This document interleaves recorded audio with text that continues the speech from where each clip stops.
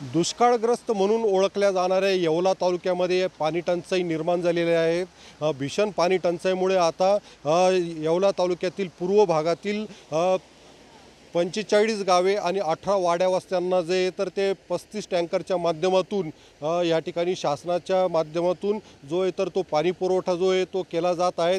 या ठिकाणी आपण पाहू शकतायत का ही नांदूर म्हणून जी विहीर आहेत तर या ठिकाणी जे काही अधिग्रहण केलेल्या विहिरीतून पाणी या ठिकाणी टाकलं जातो आणि इथून पाणी जे आहे तर टँकरच्या माध्यमातून हा जो आहे तर ते दुष्काळग्रस्त जे गावे असतील वाड्या वस्ती असतील तर त्या ठिकाणी पोच केलं जातं आहे। मात्र हे टँकरच्या ज्या काही फेऱ्या आहेत तर ते कमी आहेत, कारण की रोजच्या दैनंदिन जीवनासाठी लागणारं जे पाणी पुरवठा आहे हा कमी प्रमाणात होत आहे। तर जास्तीत जास्त पाणी पुरवठा जो आहे तर तो करण्याची मागणी जी आहे तर ती ग्रामस्थांकडून केली जात आहे, कारण की जनावरांना सुद्धा मोठ्या प्रमाणात पाणी लागत असल्या कारणाने टँकरची संख्या वाढवावी अशी मागणी जी आहे तर ती ग्रामस्थांकडून करण्यात येत आहे।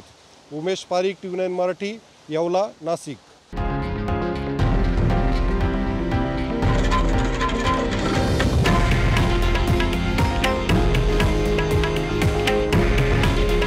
हे आहे देशातील नंबर 1 न्यूज नेटवर्क आणि आपण पाहत आहात TV9 मराठी।